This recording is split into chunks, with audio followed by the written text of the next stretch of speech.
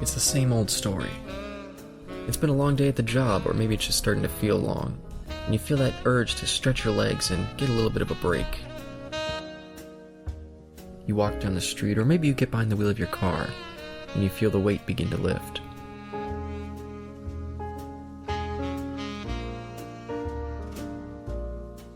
You walk through the doors, and the sound of the place starts to clear the air. You get a table, you order your drink, you listen to the sounds of the bar, and soak in the conversation.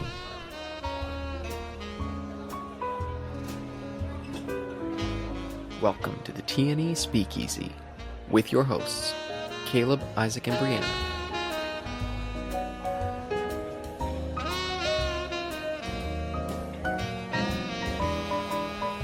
Listen in as they discuss the 1999 film, Joseph and the Amazing Technicolor Dreamcoat.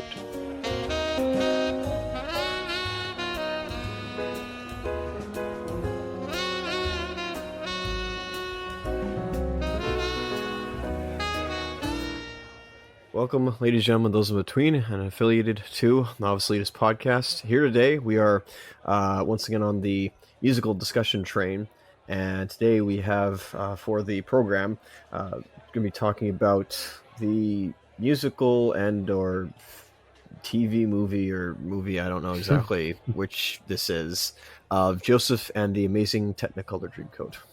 Yes, your pick for the series. So far I've done Evita. Now following up with your pick, another one by Tim Rice and Andrew Lloyd Webber. And this one is, I'm curious what your history with this, Isaac, is when you first saw it. I guess I'll be honest. I think this is we might as well just rename this series, the Andrew Lloyd Webber podcast, because that's really all it is. I don't know what your pick is going to be, but I swear if it's either like Phantom of the Opera or I don't know, Cats or one of his other plays, or the Cinderella one that he just put out. I don't know. But this one for me, this one. So this, at least the film that we're referring to right now, because it's kind of like I guess musical adaptations as well. This one is released in like either 1999 or 2000, and my memory of it is probably either 2001 or 2002, because my parents have the VHS.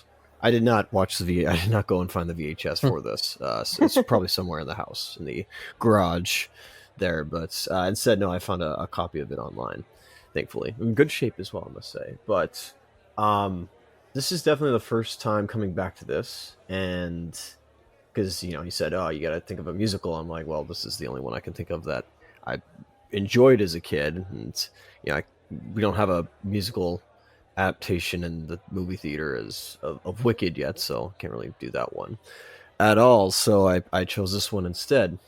And coming back to this, I did a bit of research, and oh boy, I'm a bit ignorant on this. So Caleb, what's your history with this, if anything?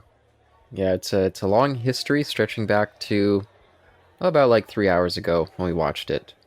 Yeah, I'd really not heard of this much. I think maybe I'd heard the title, but I don't. We've watched at least parts of it together. Yeah, Brianna claims. I have no recollection of this. Perhaps I was under the influence of a similar substance that I'm currently indulging in now. Tea? But otherwise, yeah, this was. I guess actually I had heard some of the lyrics scattered from this movie because Brianna would just randomly sing them. But I didn't realize what they were for until we were watching it today. But Brianna, you have much more strong history with this one, so take it away. I don't have that strong of a history with it. Just like when I was in Music Makers, when I was like 10, there was a production of it. And I don't remember anything about the production. I just remember the music, and I had the CD, so I listened to it a lot when I was a kid. That's it. I don't even remember having watched like the whole actual musical all the way through on TV or anything. Just I had the soundtrack. Yeah, but clearly some of the music stuck with you because, I definitely recall every now and again some of these lyrics popping up just in as you were like doing chores or something. Start singing them. Well, yeah, I mean, I do that with everything though. Like anything that I listened to when I was a kid, like I can still recall all the words to all the songs. But I don't have like a super strong history with the musical or anything. I just liked listening to the CD probably between the ages of like 10 and 13. What did you guys watch where did you guys watch the film? YouTube. I figured, okay. But Caleb like rented it on YouTube. I don't know why, because there's free versions, but Yeah, I found a free version and it pretty much is, I think, good quality. yeah, it seemed we started the free one and then he's like, I'm gonna rent it instead, but it seemed exactly the same.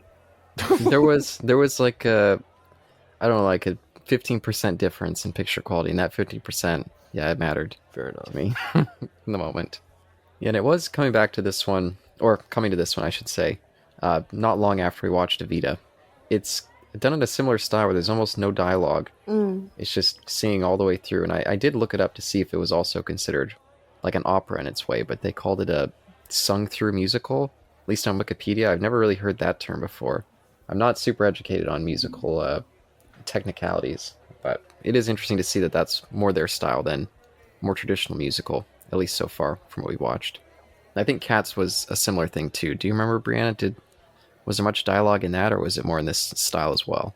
Oh, I'm not sure. I'm not really a big Cats person. Oh, okay. But where to begin with this? This was, again, I was surprised coming in just at the length. I was like, okay, so it's not going to necessarily be a theatrical production. Like, what is this? I think me and Brian discussed. Is it going to be like a filmed stage version? Is this going to be like a TV movie? And right off the bat, when we get this introduction of all these kids going into this music hall, I was like, okay, like, what are we getting here? Well, one of the things I was going to ask you, Isaac, did you have strong memories of this? Revisiting it, were you taken by surprise by some of the stuff that you saw in this feature, or had you retained a lot of it from your childhood memories? Allow me to maybe expand my introduction to this. Sure. So I'm very familiar with the, I guess, how do you put it, the Canadian release of this, the recording. Excuse me. There's been, again, according to title, there's been 5 recordings. This is my ignorance here. There was the original concept album from 1969, and then apparently there's like the official release, the London cast in 72. And I guess there was a revival or something like that. Again, this is ignorance here. There was a revival back in 91, and then 93 and 92, or 92 and 93. There was different recordings. There was the Canadian version, there was the Los Angeles recording, and there's the blended version, excuse me. And they each had different actors playing them. But the one that we're watching tonight is with, how do you say his name? Danny Osmond? Am I correct? Or Osmond? Osmond, okay. No, Donny Osmond. You familiar with him, Caleb? Brianna, no? I wasn't. Okay. I had heard of him and his family. I guess they're a musical family in general. I didn't do any research today, but He's a Mormon. yeah, he was someone that I definitely heard of growing up, but I don't really know why. But he's an interesting looking fella in this, and especially some of his, Brianna knows I was being a little bit mean when we were watching it.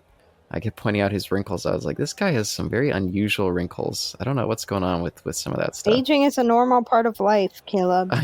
I know. I couldn't help noticing. He's a very interesting looking man. But with a great voice, especially for his big solo song. Me and Brianna had a little clap for him after that was done.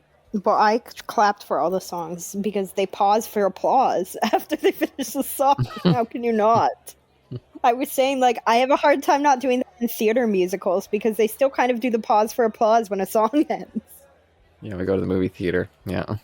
Apparently, at least in some of the research I heard during this, I guess, film, I would call it that, he was 42 years old playing Joseph, and he had been playing Joseph on either Broadway or in a production for quite a while. I think he had 7,000 shows or something like that. So he was doing this for quite a while, I guess, in the 90s. My goodness.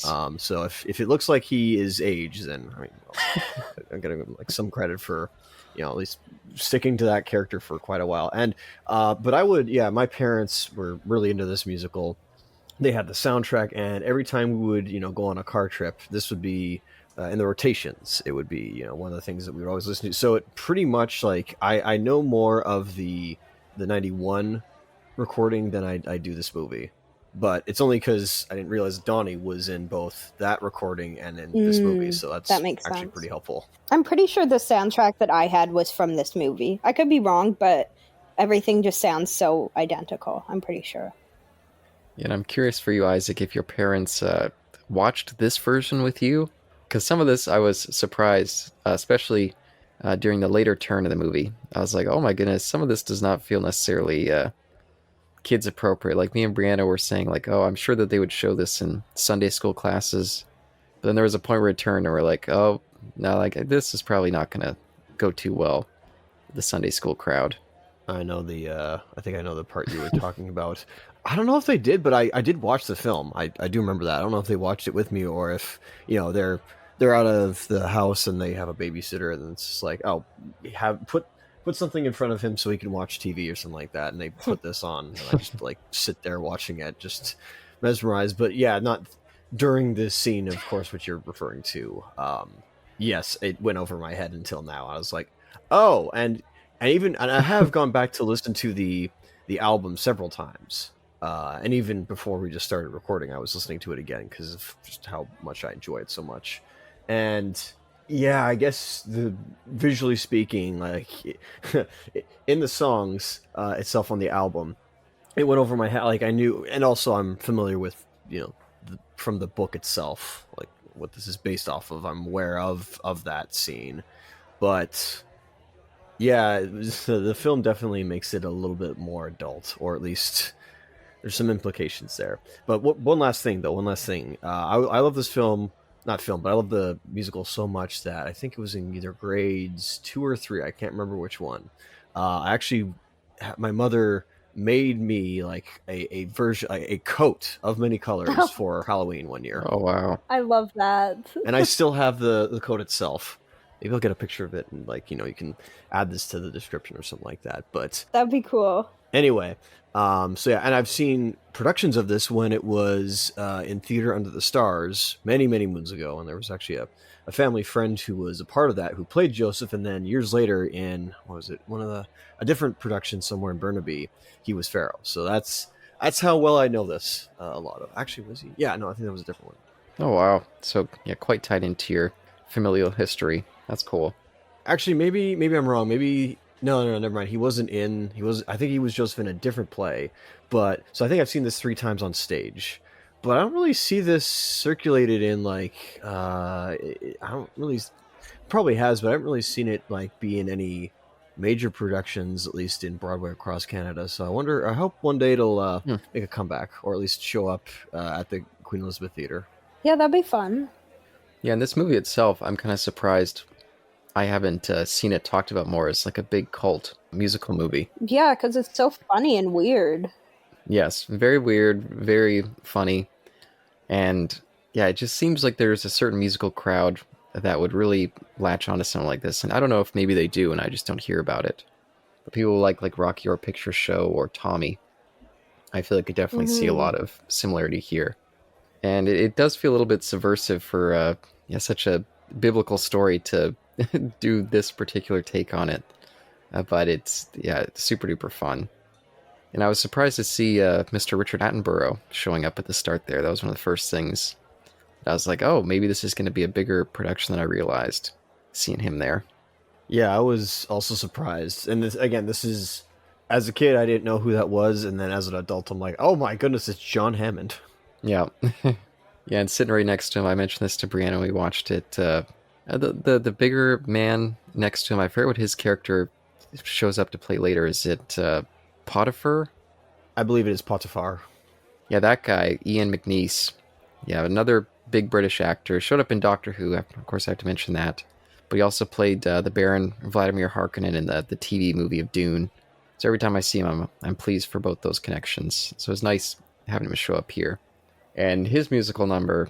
Yeah, that's when the movie takes that kind of weird turn. It's almost like entering the monolith. It's like, oh, suddenly we're in this black void space, and things get all strange. And yeah, then the weird half orgy, half sexual assault scene to poor Joseph there with his wife. I was like, oh my goodness, did not see that turn coming. I mean, it's there in the script. Like if you read the script, aka the Bible, it's somewhat there. Yeah, God, Caleb, why don't you just memorize the Bible? Of course, different. It's definitely not the same. Where she always kept asking, hey, would you make love with me? And he would always say no. In this, it's a little like they adapted it a little more to be her commanding herself over him. So at least, pardon me if I'm getting it incorrect, but that's just, I think, how the scene goes or plays. That's how I saw it. Yeah, and I do remember actually the descriptions in the Bible. Yeah, it was actually a very similar outfit with the half exposed breast, just like that as well. I remember that part very distinctly.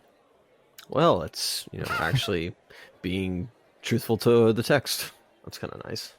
Yeah, and I also remember in the Bible that the brothers at some point just become French too. That was another very unexpected turn, but a part that I just loved.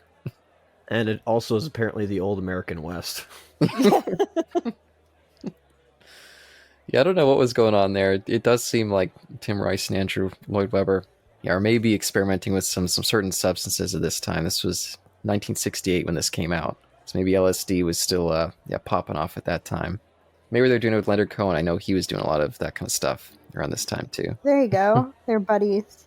I mean, I don't know if I would, defend it or anything like that, but I would at least say like, okay, well maybe they were tapping into different musical genres at the time that were underground and the populace wouldn't be so familiar with. Mm-hmm.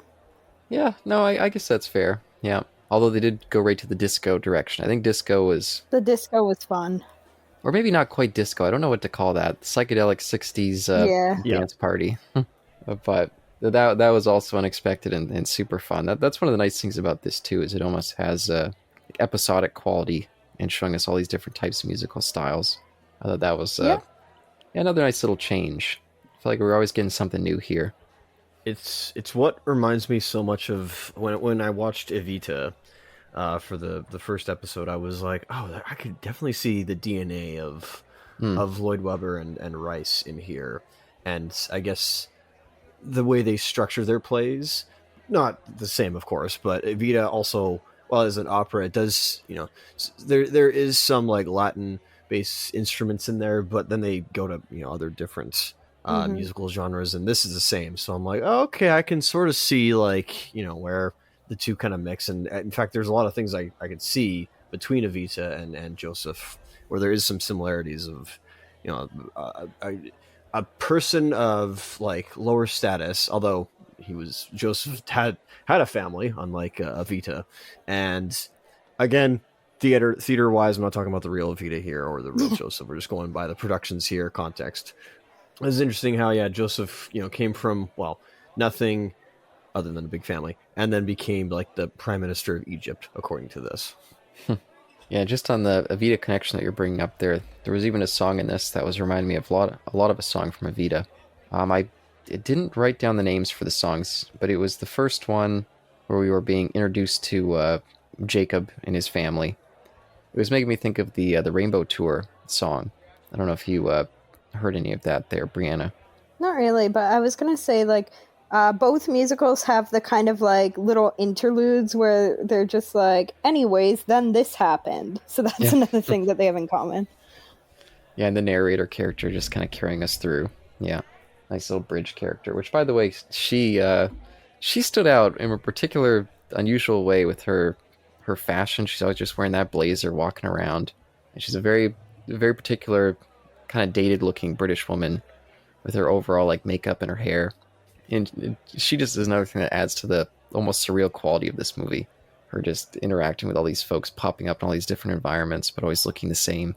I thought that was quite an interesting choice as well. The track you were thinking of is called Jacob and Sons / Joseph's Coat. Again, according to the Canadian recording. Just got to be specific there. Cheers. Yeah, that's the one. I liked all the panning to the random children in the audience. Yeah, again, another weird choice. I don't know why they had the kid audience there. And then they had all the actors in the audience. Yeah, that was a cute little twist at the end. Yeah, when it turned out that this was just like all the teachers just, I don't know if they were just delivering the message, like just telling their little parts, or if they were dancing around on the stage. Well, the kids were loving it, but do you remember that part where they were like, "Oh no, Joseph was sold into slavery," and then it pans to the two little black girls? Yeah, no, that was a problematic. That was moment there. I weird. was like, oh, that's weird. Did you remember that bit, Isaac? No, I did. I mean, I don't know. Yeah, I don't exactly know what to make of it. I'd hope there's no symbolism there. I really hope not. But if one wants to read into it, it's like, well, that's dated. Yeah, it's like it was the style of the times. No, it just seemed a little bit unnecessary.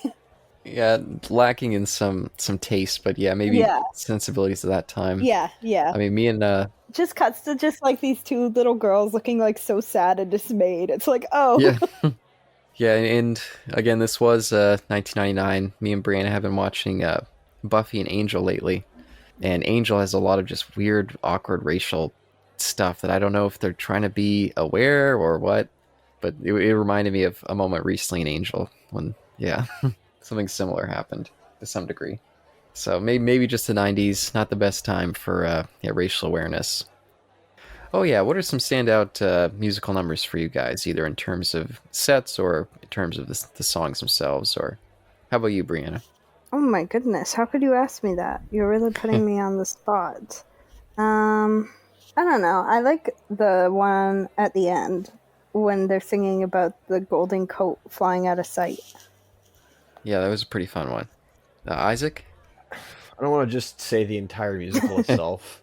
I can't. I don't know. I honestly don't know if there's any. I think Joseph's Little Melody. What was it? Was it called? Close Every Door. Oh, that one. That one's. I'm not saying it's my favorite of all of them, but at least just when he's down the dumps and he's lamenting over his lot in life. And oh yeah, that was a good song. Seeing some words that may or may not be prevalent to the 90s. I have no idea, or at least to the generation there, or just anybody really. Just give me a number. I'm only one person or whatever. It's like, geez, what is that supposed to mean? But that one was fun, and I also love the build up. I love the build up to Pharaoh, of where the narrator, she sits down and then she kind of like she has the kids sit around, at least in the film, and she tells them to come close, and she tells them about like the Pharaoh. She kind of builds the Pharaoh to what he is, and then we get the reveal of Pharaoh. Oh, that's so much fun. It's similar to the whole like. Oh, is in Evita how like in some interpretations it's Che Guevara who is the narrator, and in this it's Elvis as Pharaoh. So you can again see similarities where he just has fun with putting like real life characters, I guess, or real life people into these I guess roles. And in this one, I think it works a little more than like Che Guevara connection. Although that one can also be fun if you turn your brain off. Well, that I feel like that worked better in like the concept album, because when it got adapted to stage, they just took all the comedy out. Like you see all the comedy in this one, and it's like I really wish that they had made an adaptation of Evita with the comedy that was originally there. Yeah, because you could definitely feel and I've heard some of the concept album. I haven't listened to the whole thing, but of course you playing it. But Tim Rice, he just has such an unusual sense of humor too, and so many bizarre, clever lines. You can feel it throughout this, and definitely some of that's lacking in the theatrical version of Evita, and probably most of the stage versions as well. I think, like you said, it's only the concept album that retained that. And speaking of the bizarre, unusual humor, I did love that they kept, for some bizarre reason, I don't understand why, was switching up the accents and the musical stylings of the brothers, but the French one in particular, that one just stood out for me so much. That was one of my favorites. It was very funny. It was just so out there. So random. Yeah. Like, why are they French? Yeah, I thought that was too good.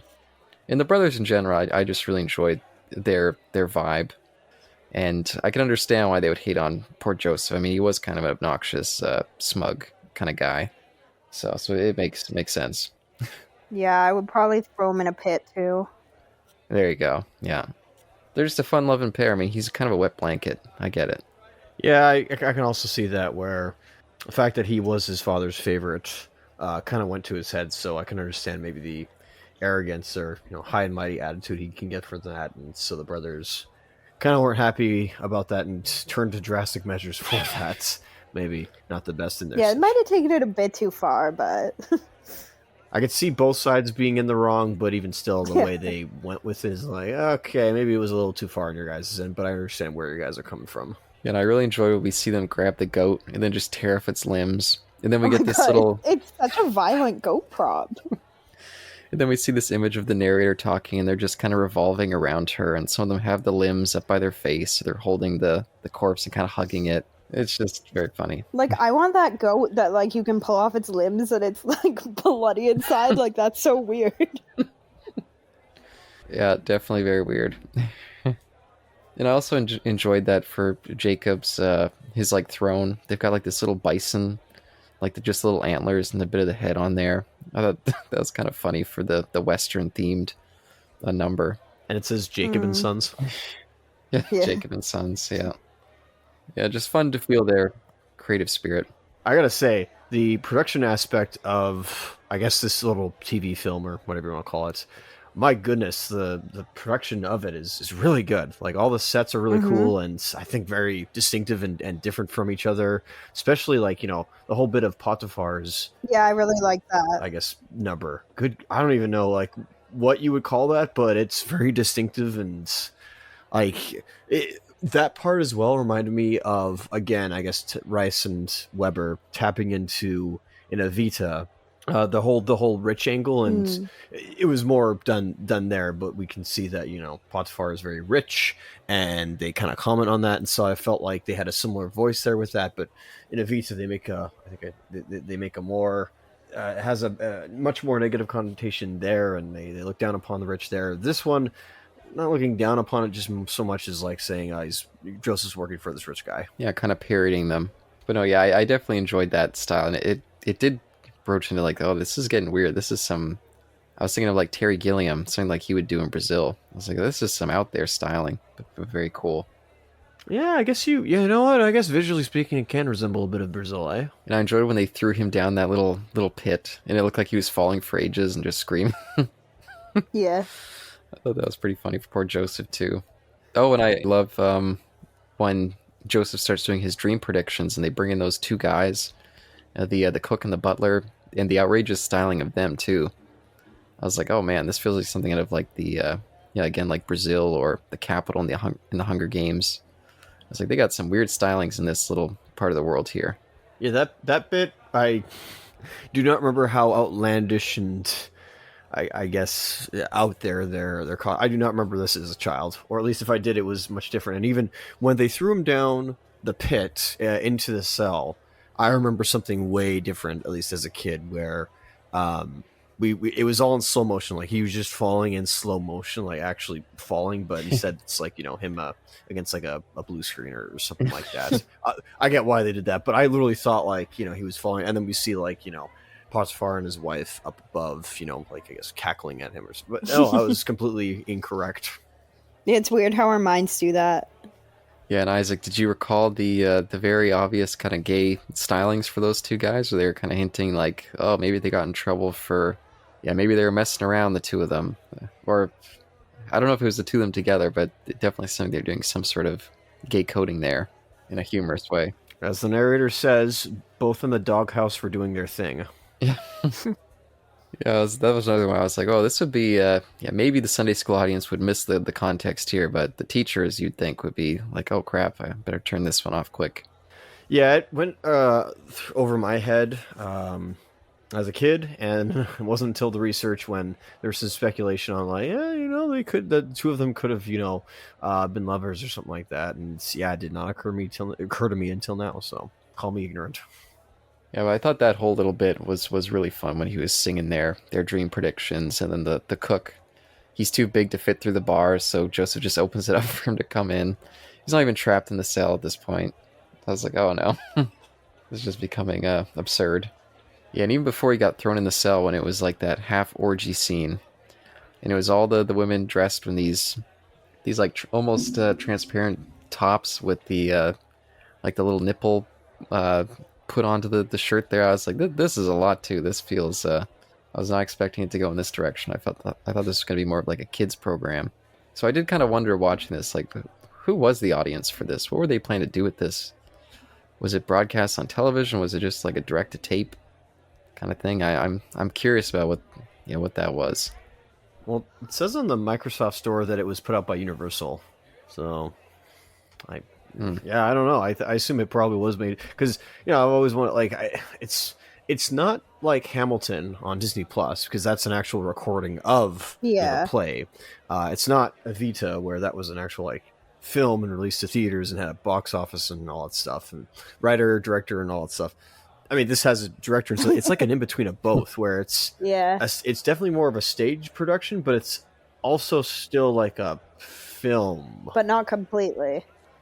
Yeah, and you can tell they put some sort of budget into it for all the different sets that they get, all these costumes. Mm-hmm. Like I just wonder what they thought they were going to do with it, how this was going to sell, because it's got initially maybe you'd think it's more of like a kids production with all these kids running around, and some of the early sets look a little bit less bombastic than what we get later.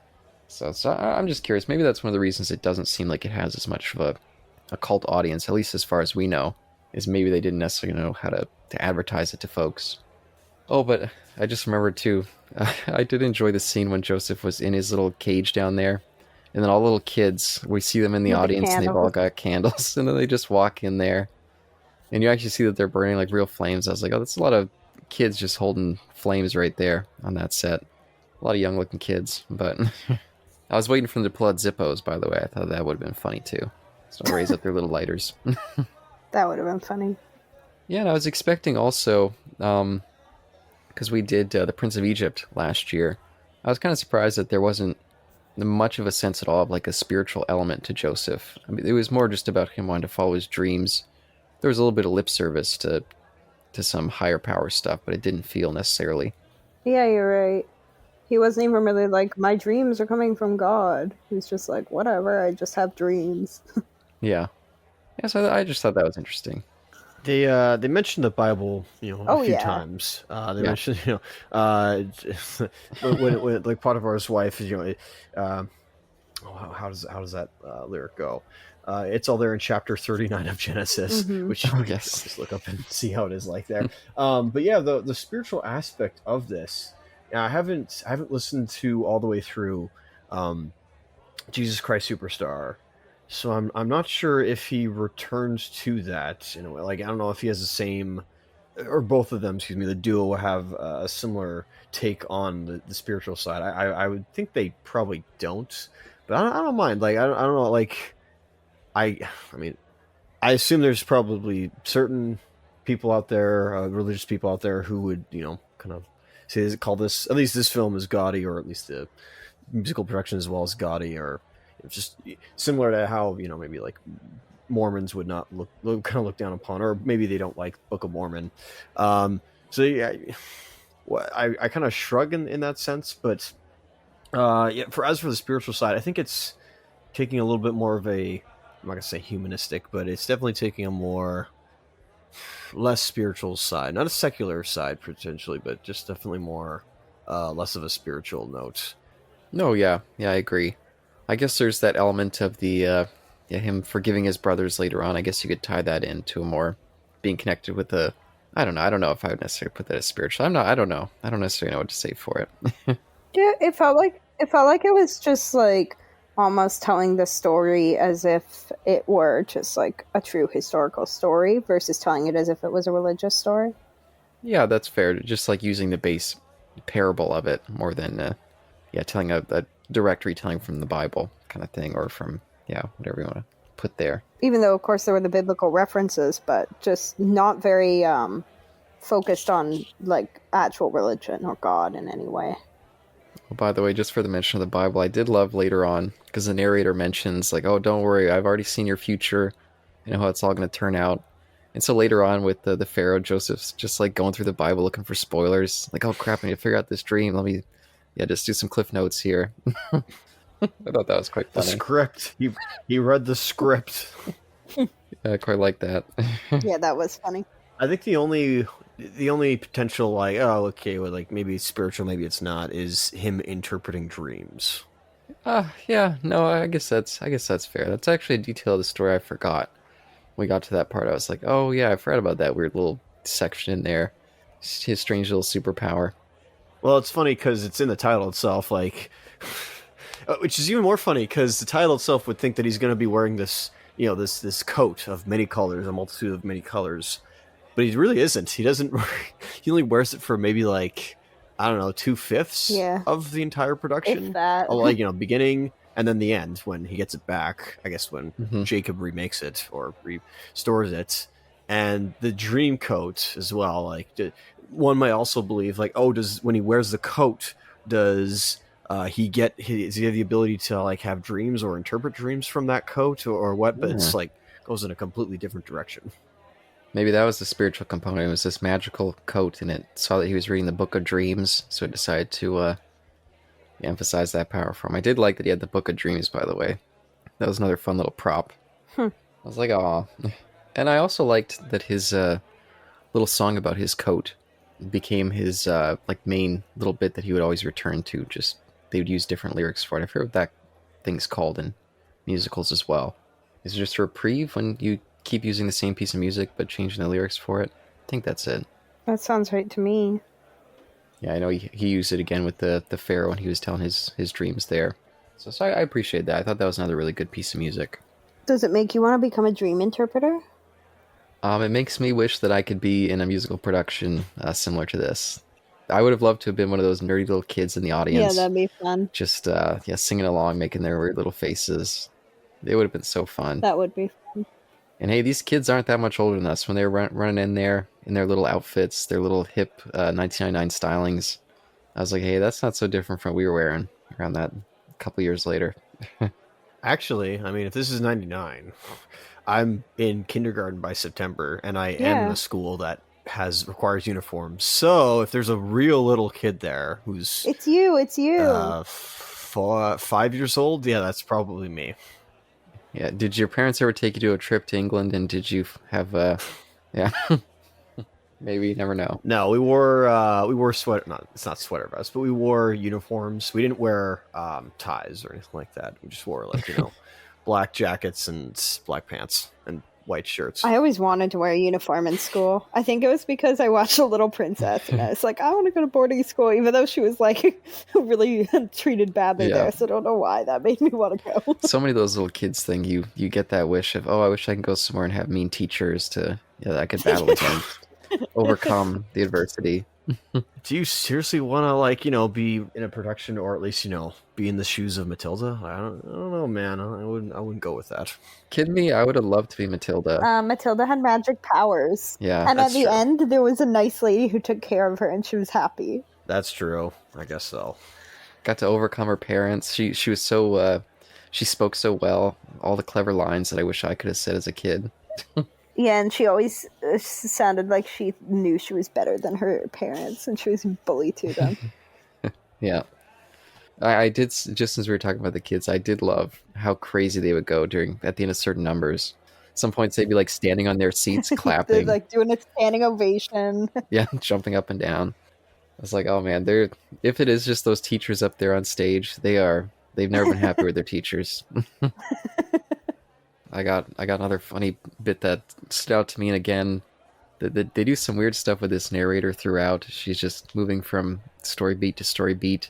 But I did really think it was a strange choice, but a great choice, when the butler and the cook come to Joseph's cell, and then all of a sudden they cut to her and she's between the butler's legs, and she has to lift up a little piece of his skirt so she can deliver her next piece of the song. I was like, what the hell was that choice? Did they just make that on the set? Hey, we think it'd be funny if you just went down there.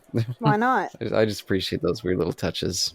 I liked it when they had to open up the cage of his cell for that guy to go in. Yeah. He was too busy tasting his own foods that he was, I couldn't fit through his cells anymore. Yeah. Jeepers, man. Hey, it was that time. They were making those kind of jokes. Me and Brianna were commenting that we really enjoyed one of the Pharaoh's men was a little bit of a bigger fella himself, with the little hat. Or what kind of helmets were those that they had on? All the Pharaoh's guys with the... Were they like calf heads? Yeah, like calf heads. There you go, cow heads. Yeah, one of them was like a bigger guy, and for whatever reason my eyes kept being drawn to him. And I thought he was doing some funny stuff too during those end numbers. I quite enjoyed him.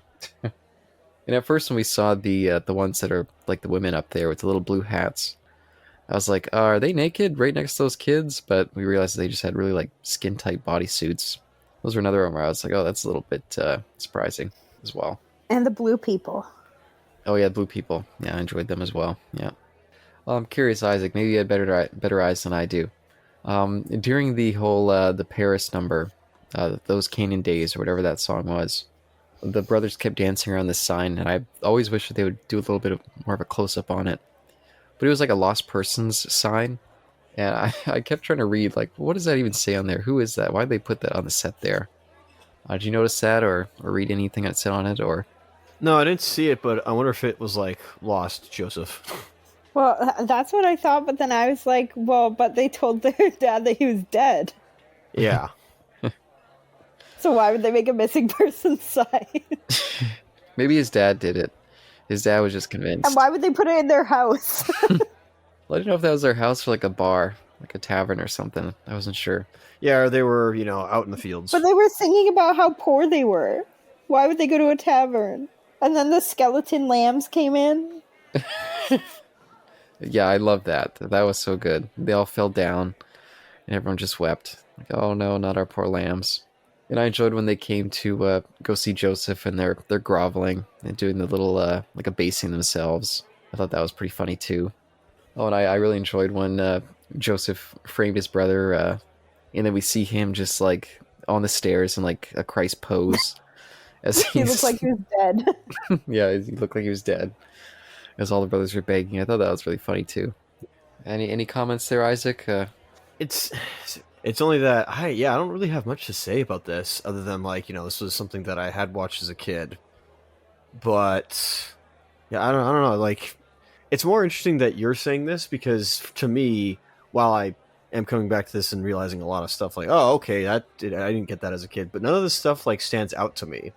I just see it as like normal. I just saw it as a matter of fact, like, oh, okay, it's just like might be over the top or whatnot, but it just seems normal to me. Whereas like this is for like it's like a reaction channel for you guys right now. I'm just like, oh, I love this, I love this, and I'm just like, yeah, no, this is awesome, and I don't know what else to say about it because I mean, what else is there more to say about it other than like we all share enthusiasm for it.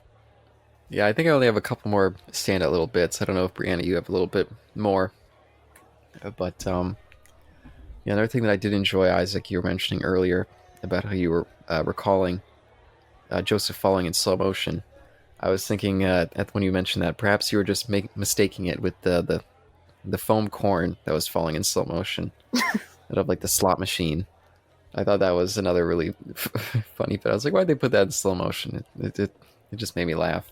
I would like to eat some giant corn. It did look good. I'll admit it did. I was thinking I do like corn on the cob every now and again, except for the fact that it's so messy. Oh, really? I thought you didn't like corn on the cob. I like the taste of it. I don't like that it's so messy. I wish that I could just decorn all of it because I hate eating by my hands. And I don't know if you've ever heard of this, but there's this amazing thing called canned or frozen corn where it's decorned for you. Yeah, for whatever reason, it just isn't quite as good. I don't know why. You can also cut it off the cob. Another bit I wanted to point out, and maybe Isaac, maybe you have some insight into this, because I was confused, and I loved it, but I was baffled. And that is during the Go-Go Joe disco scene. And they're dancing around, everyone's in their 60s get-up, everyone's got their afros, even white folks got the big fake afros on them. And then all of a sudden, there's this weird old hippie dude, and I don't know if he makes finger gestures as if he's got like a joint in his hand, and suddenly the narrator and him and Joseph, they're like the center of the dance. And I was just looking at this old guy, and I was like, why did they put that in there too? Is he supposed to represent someone? I don't know. I thought it was very, very funny as well, though. It's funny because he looked like Alan Moore, but I also wondered if it was Richard Attenborough, just, I don't know, like playing this. That's what I thought at first, too. Guru, prisoner, or something like that, or, I don't know, just like father figure inside prison. I'm not too sure exactly, but I was wondering if it was him.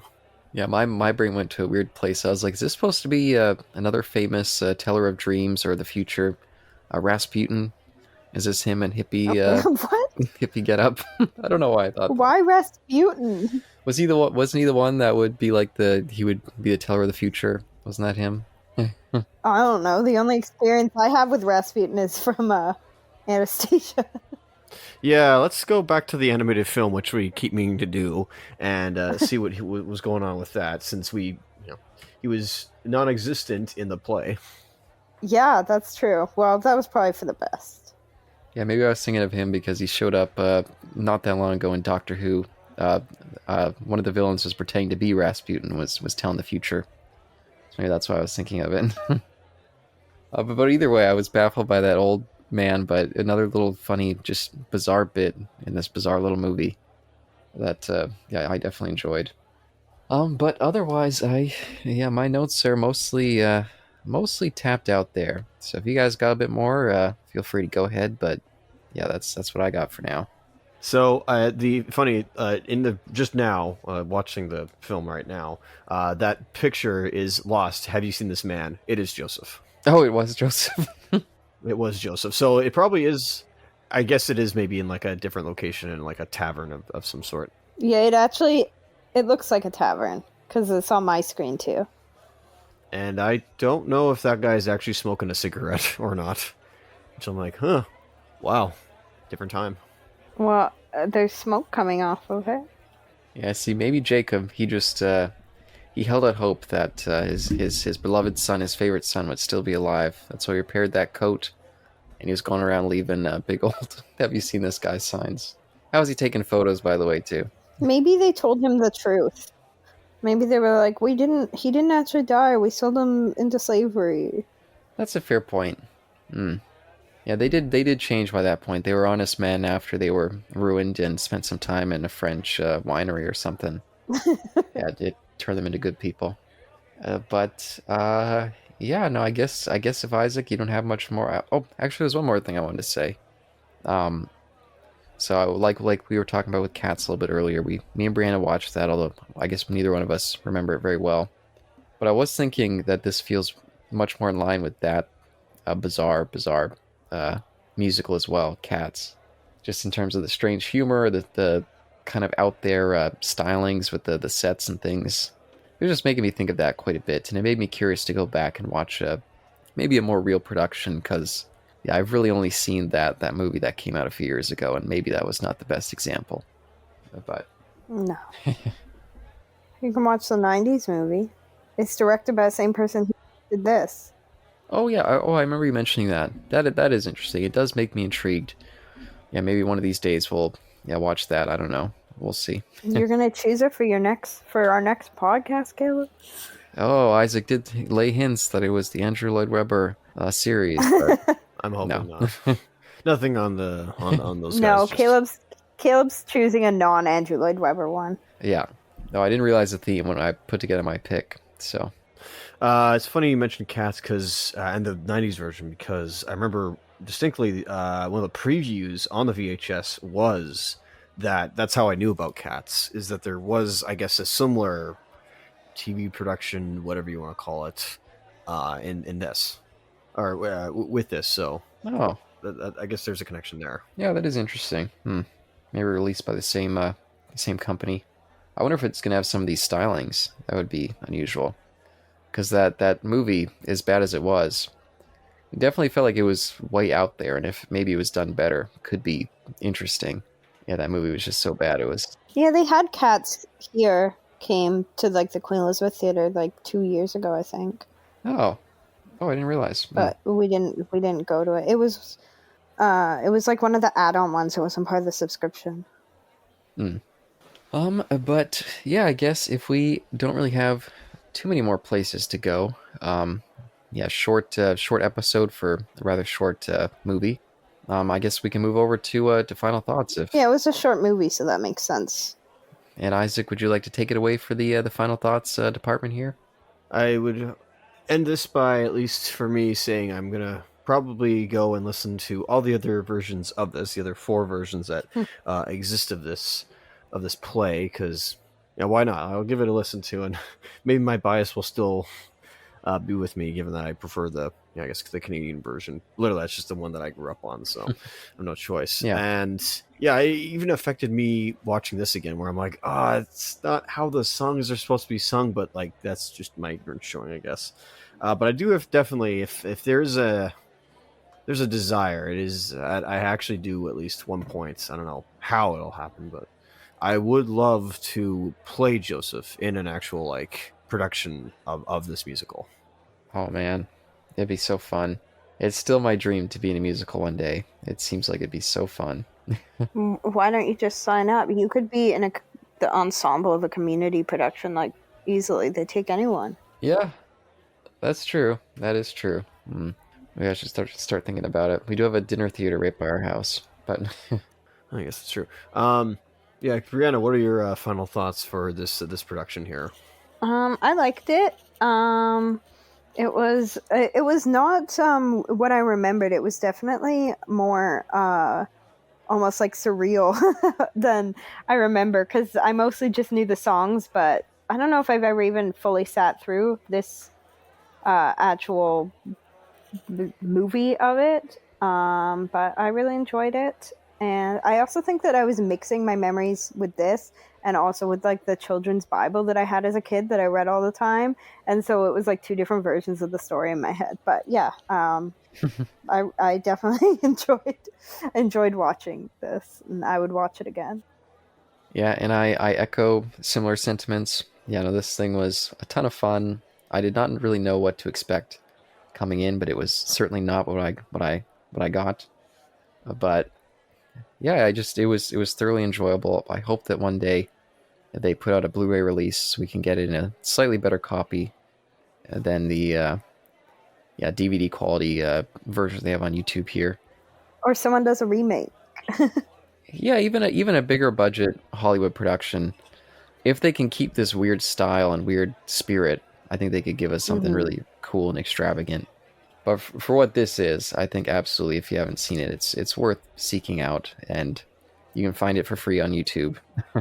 Because I don't think you'd be disappointed unless you don't like things that are bizarre. Some folks out there are like that. Yeah, they're like, oh, well, it was just too confusing. Yeah, you're jumping to all these weird sets. Why was there no regular story production? Why was there no dialogue? I could see that. But I guess, yeah, Isaac, thank you very much for the pick. I thoroughly enjoyed, checking this out. And I guess I'll announce my next pick, and I'm not 100% sure what version we're going to do yet, because I was trying to find the version that I wanted to do. It's Sweeney Todd. I originally wanted to do the 1982 stage version that they filmed. I've got a copy of it, but it didn't seem like it was available online anywhere.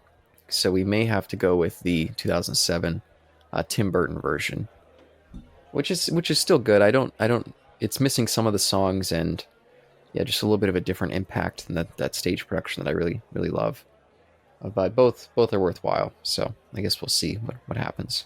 But also, Brianna, thank you again for joining us for another musical discussion. I'm hoping we can maybe get another pick from you if we decide to keep this going. I think it's been quite a bit of fun so far. I'd love to keep it going.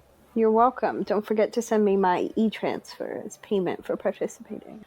There you go. Yeah, unfortunately, we got to keep paying these guests or else they'll stop showing up. Isaac, would you like to take us out? Thank you, ladies and gentlemen, those in between and affiliated, for listening. Hopefully it was entertaining. I highly recommend, at least, my pick, at least, to go listen to this, because I think even if you don't like the, version, the TV film that we watched, I think just as, soundtrack to listen to or something to listen to in the background, I think this is a lot of fun. If you can't get into the film itself, give the music a listen to, because I think it's very catchy. But until then, any dream will do. Peace.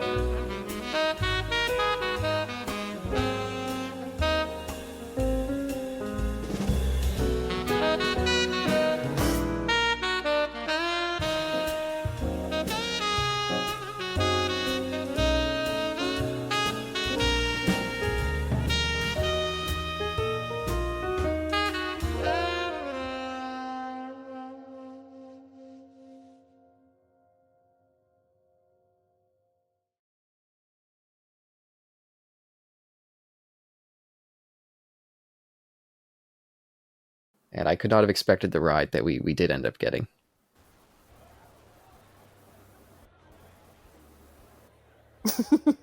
Isaac, say something. Well, what do you want me to say exactly? I'm at a loss for words on where to go with this. Well, that completes the podcast. Yeah. Thank you, ladies and gentlemen, those in between for and affiliated for listening to us. And until next time, we'll have Caleb's pick on the for the next one, whatever that is. Anyways.